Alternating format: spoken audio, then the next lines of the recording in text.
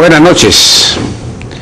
Sin duda la publicación de estos audios que registran una conversación entre el entonces ministro de Justicia y el agente del Perú ante la Corte Interamericana de Derechos Humanos de un lado, y de otro lado el presidente del Poder Judicial y la presidenta de la Sala Superior, la doctora Rojasi, sobre el caso Chavín de Huántar, pues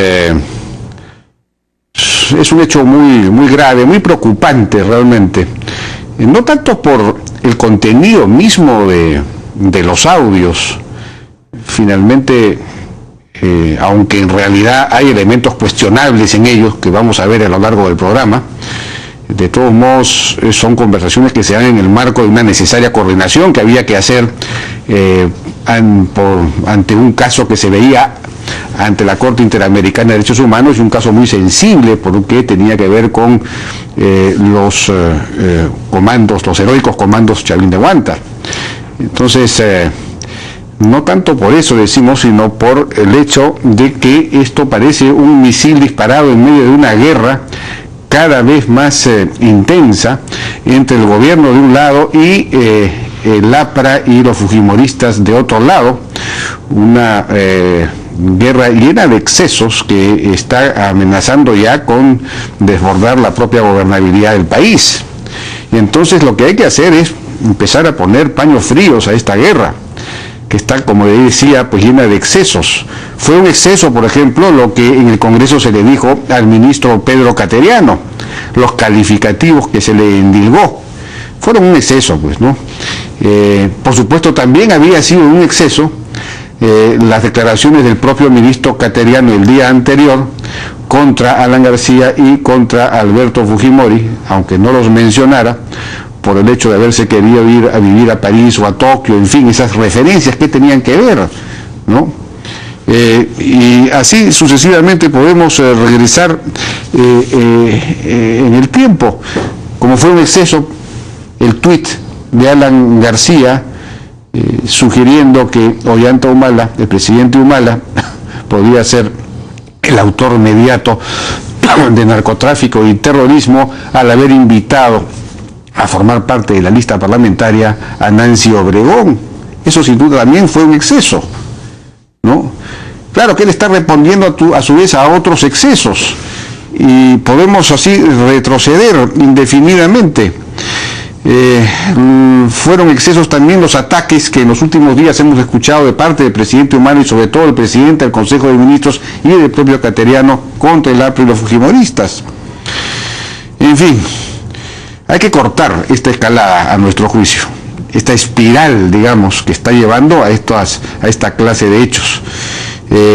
Esto no quiere decir que no se investigue, que no se deba investigar hechos como, por ejemplo, los narcoindultos. Pero los narcoindultos es algo que ya está siendo judicializado, ya se está viendo en el Poder Judicial. Quizás habría que retirar ese tema del Congreso para que no se use como un chantaje político contra Alan García. Y en fin, hay que empezar a retirar las armas en esta guerra absurda, sin por supuesto dejar de hacer las investigaciones que haya que hacer, como por ejemplo también la de Alejandro Toledo. Bueno, pero el hecho es que este es un asunto complicado. Tenemos un extracto del famoso audio donde la pregunta, por supuesto, es si, pese a que la motivación pueda ser correcta, hubo o no hubo intento de injerencia en decisiones del Poder Judicial. Escuchemos. ¿Qué corresponde al Poder Judicial como tal en este caso nuestro? ¿No es cierto? Decidir si hubo una resolución extrajudicial y decidir si en esta resolución, en este hecho extrajudicial fue dispuesto por una de las personas que son objeto de imputación o fluye que fueron terceros no identificados. Uno puede decir hay extrajudicial, pero no está aprobada si fue por orden. Dos, no hay extrajudicial ni consultan nada y de nada. O tres, hay extrajudicial y en efecto uno de ellos lo recuerda. Hay varias salidas que uno tiene desde luego en clave internacional. Basta que se diga que hubo crimen internacional, cultura de ejecución para el diputado segundo ministro. Eso lo tenemos claro. Y la crisis política es evidente que uno quiere, como Estado, con independencia, el caso es que se diga no hay muerte extrajudicial, murieron contados.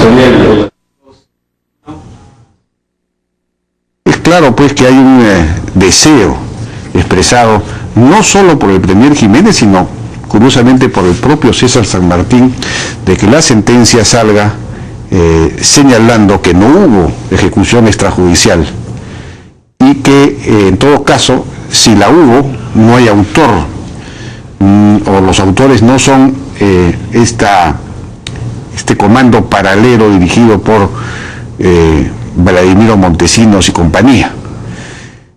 Al final, como sabemos, la jueza no hizo caso a la recomendación de que no hubiese ejecución extrajudicial, puesto que señaló que sí la hubo, pero no encontró o no señaló autores. En todo caso, exculpó a Vladimiro Montesinos y a Hermosa Ríos, aun cuando sí entiendo la sentencia de la Corte Suprema terminó imputando responsabilidad al coronel Zamudio.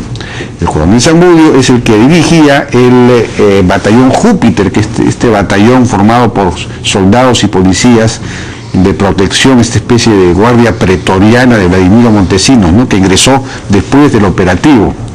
Y se dice pues que efectivamente este señor llamado Tito Cruz Sánchez fue el único de los 14 neretistas al que no se le encontró 30, 40 balas, sino solamente una, y a él no se le encontró en la zona misma del enfrentamiento, es decir, en el edificio, sino en un patio posterior.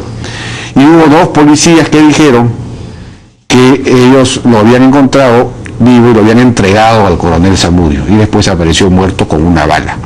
Ese es el tema, ¿no es cierto? Bueno, nosotros vamos a ir a una pausa, regresamos, vamos a estar más tarde con Daniel Figano, ministro de Justicia, para hablar del tema, con Máximo Herrero Bonilla, presidente del Consejo Nacional de la Magistratura, que tiene algo que decir en este asunto respecto de la responsabilidad que le pueda competir a César San Martín, y luego con Antero Flores Sagrados, ex ministro de Defensa y ex representante también del Perú ante la OEA. Regresamos.